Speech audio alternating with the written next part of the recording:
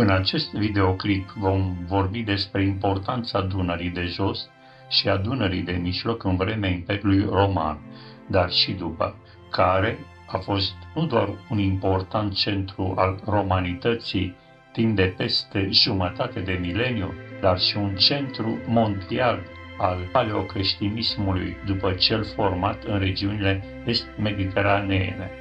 Vom vorbi și despre populația aflată pe malurile Dunării, începând cu Dunărea de Mijloc și până la vărsare, cu mult înaintea venirii slavilor sau a ungurilor, compusă inițial din traco-iliro-roman, care, după invazia slavilor, e împrăștiată în diverse zone ale Balcanilor, fiind cunoscută după secolul al X-lea ca Vlahi. Cronicarul Plecaumenos spunea despre poporul vlah: sunt cei numiți daci și besi. Înainte vreme, ei trăiau pe lângă râul Dunăre și Saos, râu pe care azi îl numim Sava, unde trăiesc acum sârbii, în locuri întărite și greu accesibile.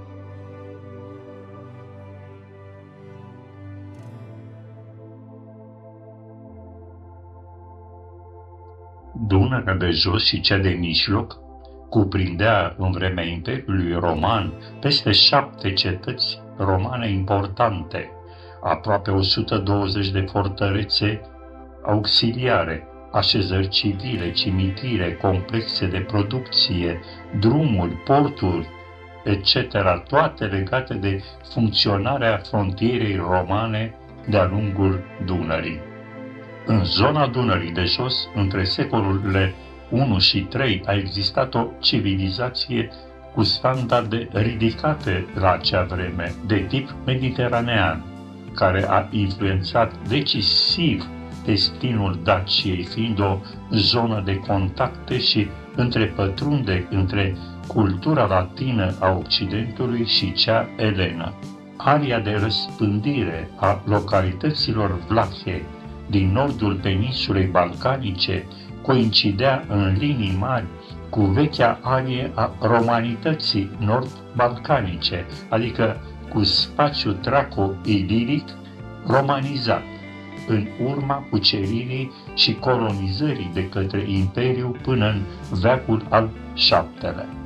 Înainte de ocuparea Daciei, Roma se amestecase deja de peste un secol în afacerile regionale de pe ambele maluri ale Dunării de Jos.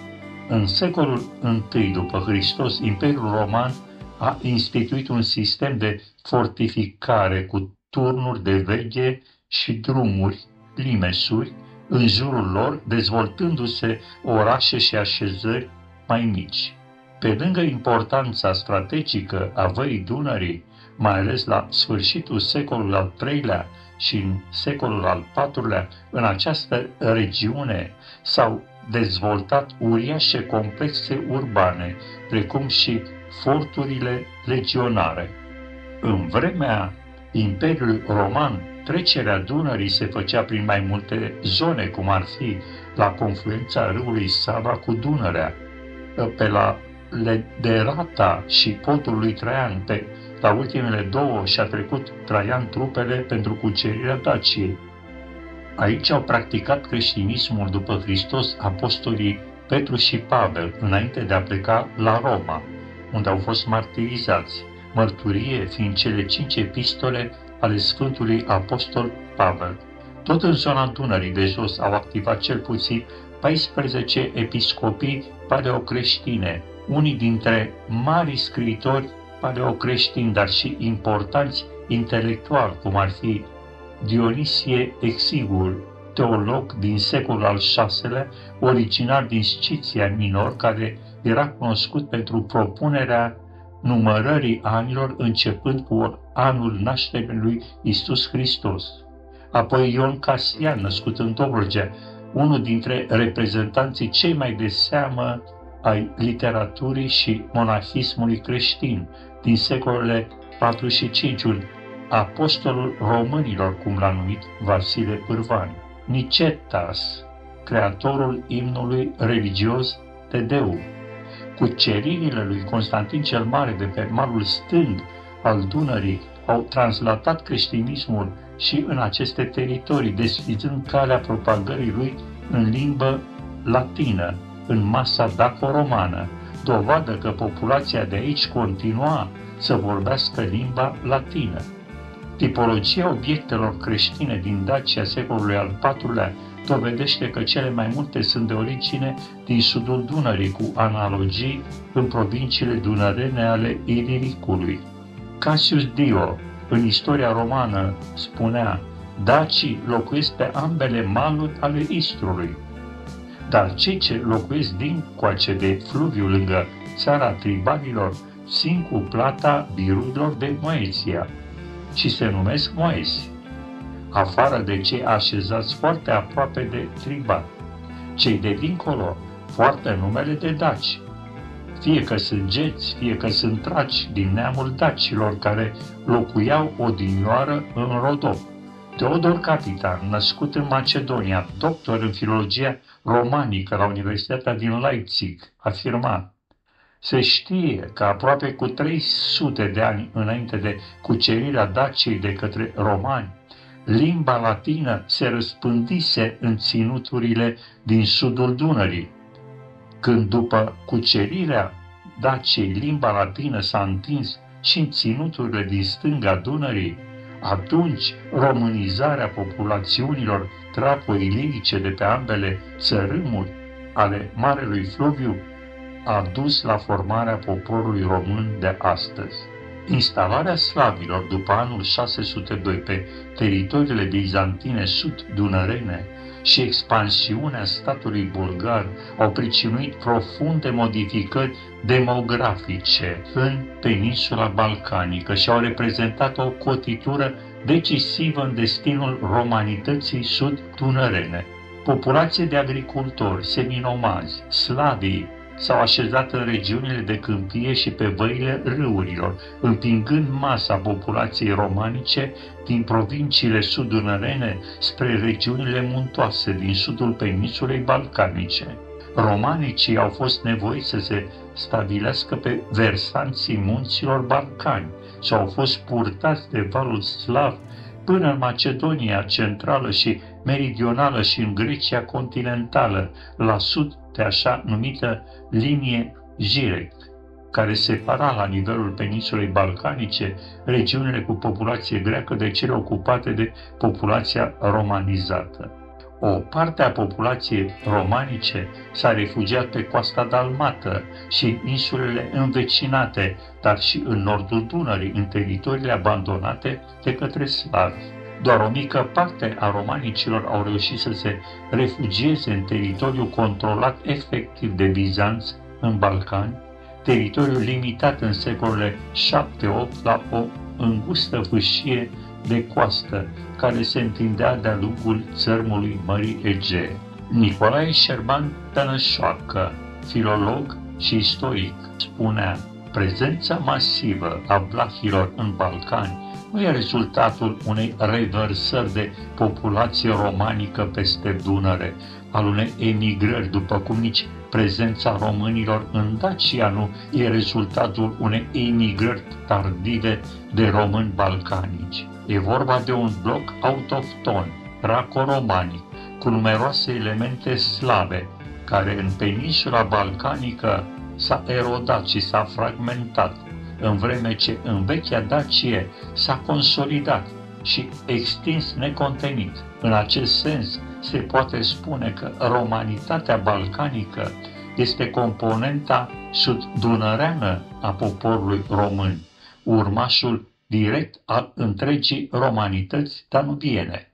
Aria de răspândire a localităților vlahe din nordul peninsulei balcanice coincidea în linii mari cu vechea arie a romanității nord-balcanice, adică cu spațiul traco-iliric romanizat în urma cuceririi și colonizării de către Imperiu până în secolul al VII-lea. Această coincidență dovedește, potrivit lui Silviu Dragomir, vechimea și autohtonia românilor din peninsula Balcanii. Ei nu sunt, cum admit unii cercetători veniți de la nord de Dunăre, ci autohtoni, urmași ai vechilor traci și iliri, românizați.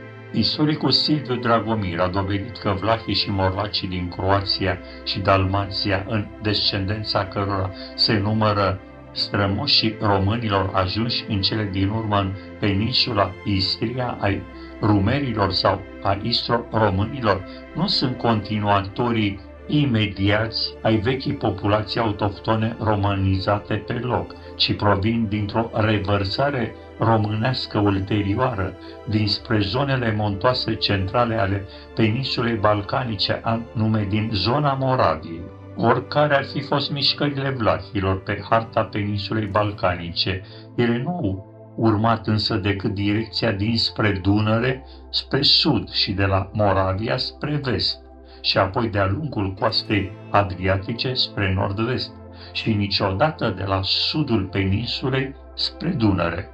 Romanizații din nordul peninsulei balcanice, românii apuseni, au o vechime apreciabilă, dar așezările lor sunt rezultatul unor deplasări și roiri provocate de șocuri istorice, cum ar fi invazia slavă, cucerirea otomană, și favorizate de modul lor de viață transhuman. Răsfirarea lor și lipsa unor forme proprii de viață politică și culturală superioară le-a grăbit slavizarea și pierderea caracterului etnic, care s-a produs pe parcursul mai multor secole, încheiindu-se abia în secolul al XVI-lea.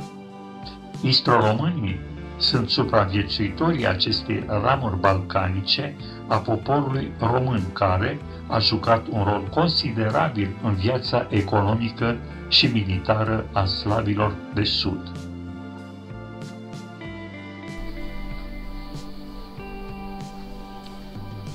Privitor la Panonia, cronicarul Nestor ne spune: în anul 898, ungurii trecură pe lângă Kiev, peste muntele care și azi se numește Ogoscoie, și au ajuns la Dnipru și-și întinseră corturile, căci erau nomazi, cum sunt și polovecii. Venind dinspre răsărit, ei mergeau în grabă prin munții cei înalți, care se cheamă ungurești, și începură să se lupte cu volohii și cu slavii care locuiau în Panonia, căci mai înainte vreme locuiau acolo slavii, iar volohii supuseseră țara slavilor.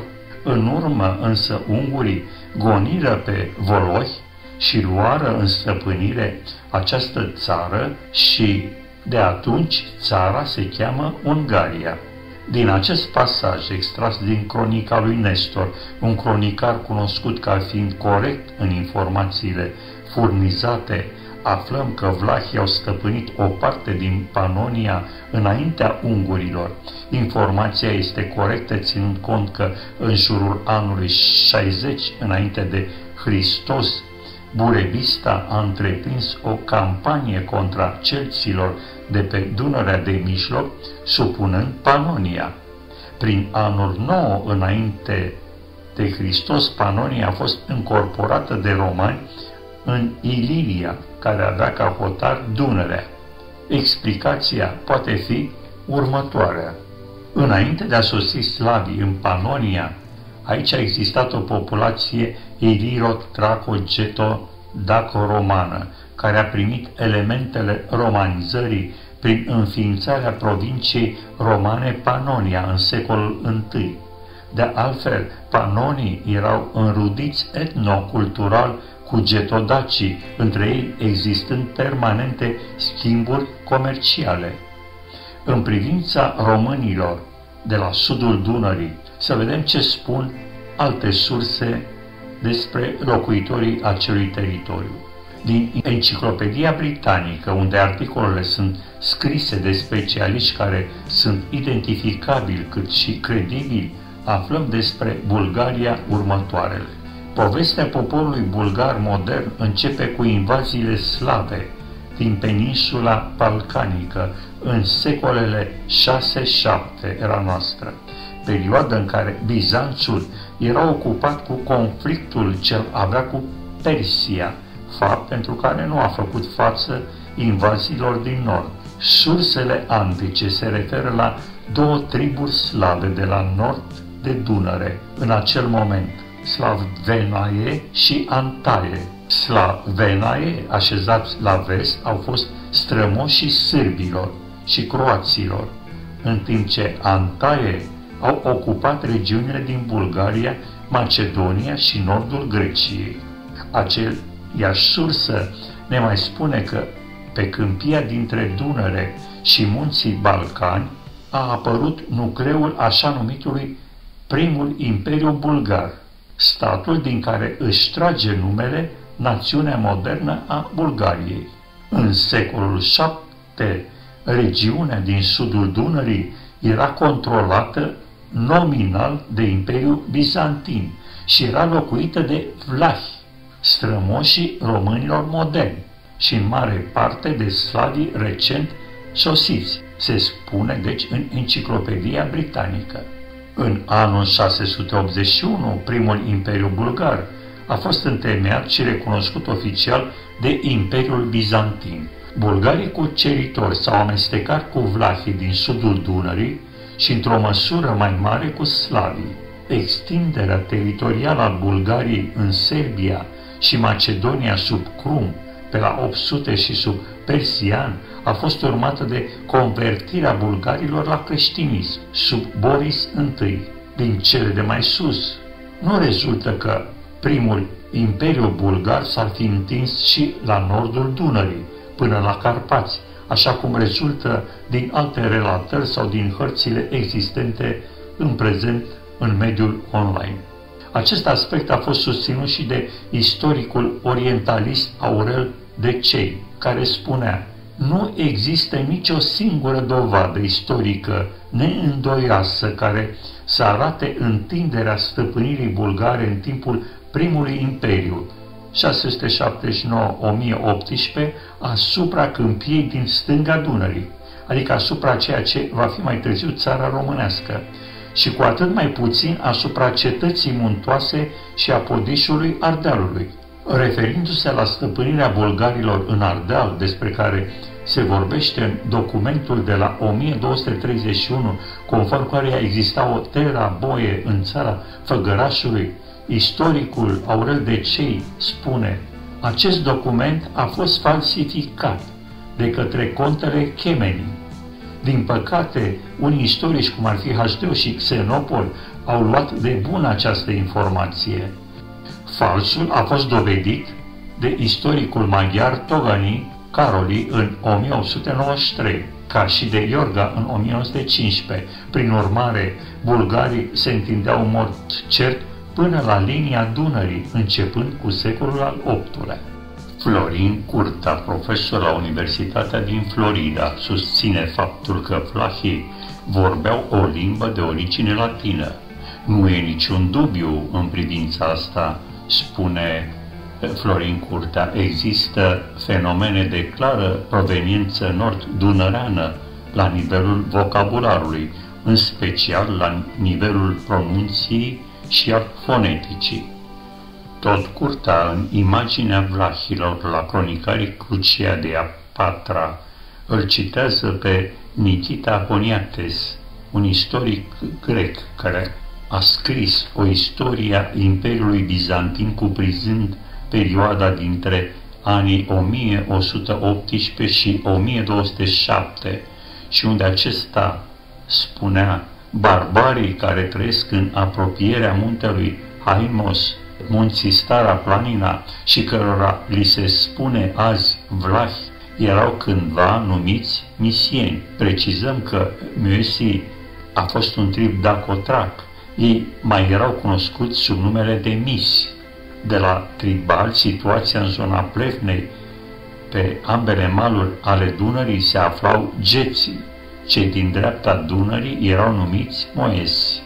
Ena Mirovici, de la Institutul de Cultură Sârbă Priștina, în urma cercetărilor făcute, afirmă: populația vlahă s-a stabilit în această zona Serbiei, în secolele al XVIII-lea și al XIX-lea, venind din România și Ungaria, astfel că Serbia de Est este cunoscută pentru obiceiurile vlahe, care sunt legate de folosirea magiei, care a fost întotdeauna o parte forte a culturii vlahe, precum și cea de medicină populară din aceste regiuni.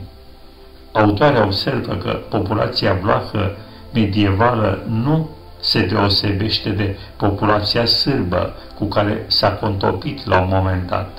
În schimb, vlahii veniți din România după secolul al XVIII-lea sunt diferiți de vlahii medievali, deoarece ei au o afinitate etnică cu românii. Privitor la contactul slavilor cu populația de pe ambele maluri ale Dunării, orientalistul Aurel Decei spunea: revărsându-se slavii asupra Daciei Traiane și asupra ținuturilor învecinate, precum și asupra peninsulei balcanice, începând cu secolul al VI-lea, au întâlnit mai întâi în mersul lor spre sud populația de obârșie romană rămasă în Carpații sudici, precum și pe amândouă malurile Dunării. În Dunărea de jos, dar și în zona Panoniei, populație ieșită din contopirea Traco-Iliro cu romanii, căruia i-au dat numele de vlahi. Coborând mai la sud, în peninsula balcanică, ei au dat peste greci. Ca și ceilalți supuși ai Imperiului Roman, grecii Imperiului numit mai târziu Bizantin, conștienți că sunt cives romani, își ziceau romei, cum își zic până azi locuitorii greci ai Constantinopolului. Slavii, cunoscând însă dinainte de la nord o altă populație de altă origine și vorbind o altă limbă care își ziceau români, cu mai multă dreptate le-au zis grecilor pe nume greci. Petrecându-se în felul acesta lucrurile, trebuie totuși să presupunem că a fost necesar să treacă un timp de 2-3 veacuri până ce numele dat de către slavi populației romanice de pe ambele laturi ale Dunării, numele de vlah, să pătrundă, să fie acceptat apoi de către grecii bizantini, înlocuindu-l pe acela de Romanus, atribuit populației romanice autentice. Faptul că numele de vlah apare mai târziu, prin secolul al X-lea, în documentele istorice, e firesc, ținând cont de mijloacele de propagare a cunoașterii la acea vreme. Istoricul bizantin, Checaumenos, descrie practica transhumanței păstorilor vlahi din Tesalia în secolul al XI-lea, spunând foarte clar că vlahii trăiau de-a lungul cursului Dunării și râului Sava și îi mai numea daci sau besi.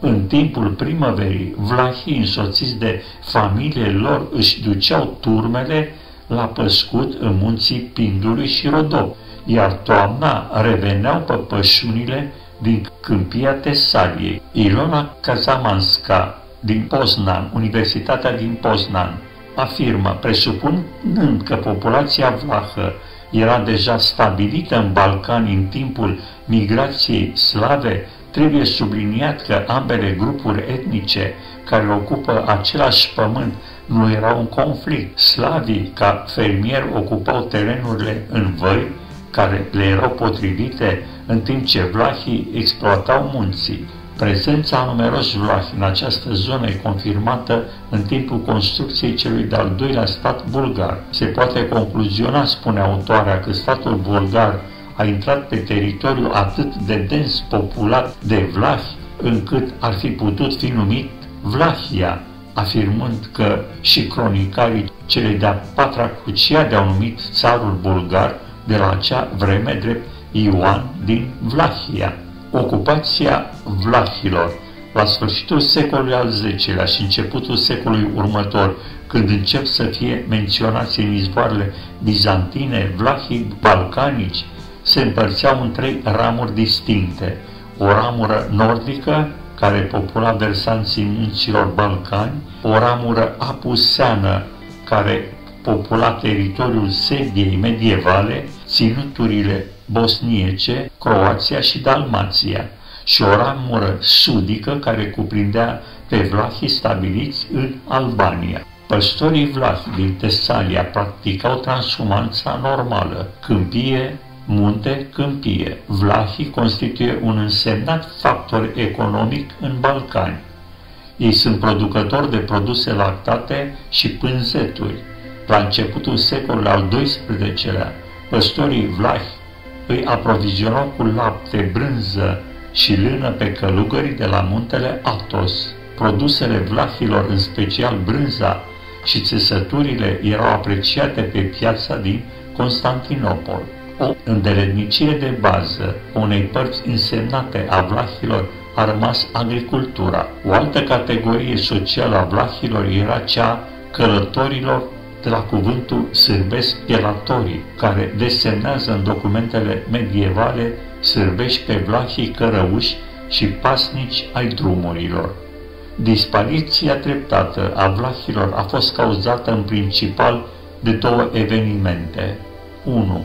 După 1913, când a avut loc dizolvarea puterii otomane în Balcani, urmată de apariția granițelor, fapt ce a împiedicat pe vlahi să circule liberi.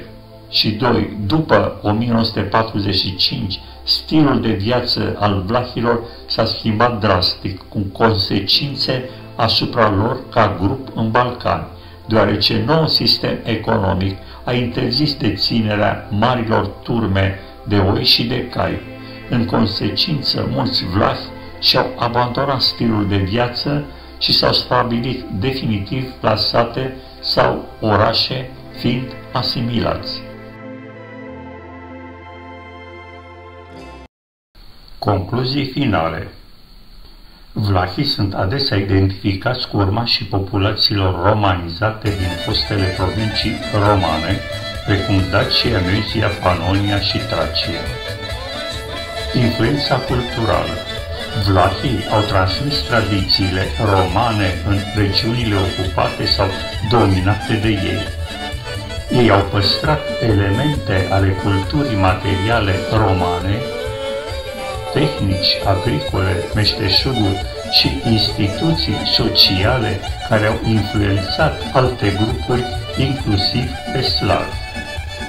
Sub aspect lingvistic, limba română și dialectele sale derivă din limba latină vorbită de aceste populații. În regiuni precum Panonia, limba română a coexistat temporar cu limbile slavă și maghiară. Relațiile vlahilor cu slavii, influențe reciproce. Slavii care s-au stabilit în regiunile ocupate de vlahi au fost influențați de cultura romanizată a acestora. Vlahii au adoptat cuvinte slave în limbă, de exemplu termeni legați de agricultură și administrație. La rândul lor, slavii au preluat tehnici agricole, construcții și organizare socială de la populațiile romanizate. În multe regiuni, vlahii și slavii au coexistat, iar unii dintre ei s-au amestecat cultural și etnic, contribuind la formarea identităților locale. Rolul vlahilor sub aspect economic. Vlahii au fost cunoscuți pentru practicile lor agricole și pastorale, avansate, moștenite din tradițiile romane. Ei au continuat să întrețină legături comerciale pe distanțe mari, transportând mărfuri precum grâne, sare și produse din piele, dar și țesături. În zonele montane au dezvoltat păstoritul transhumant, o practică economică importantă care a influențat economia și regiunilor montane din Balcani și Carpați. După migrarea maghiarilor în Panonia, vlahii au intrat în conflict cu aceștia conform cronicarului Nestor. Maghiarii au preluat controlul asupra teritoriilor locuite de vlahi, dar influența acestora nu a dispărut complet. Unele structuri administrative și economice din regatul maghiar au fost adaptate din tradițiile romanizate. Vlahii au fost probabil una dintre populațiile care au influențat structura socială timpurie a regatului maghiar. Vlahii au avut o influență semnificativă asupra regiunii Europei Centrale și de Sud-Est, din postura de intermediari ai moștenirii romane și creștine. Ei au contribuit la modelarea economică, socială și culturală a regiunii, influențând populațiile slave și contribuind la formarea unor identități etnice și culturale distincte. Moștenirea lor este vizibilă până azi, mai ales în cultura și limba românilor și a comunităților romanice din Balcani.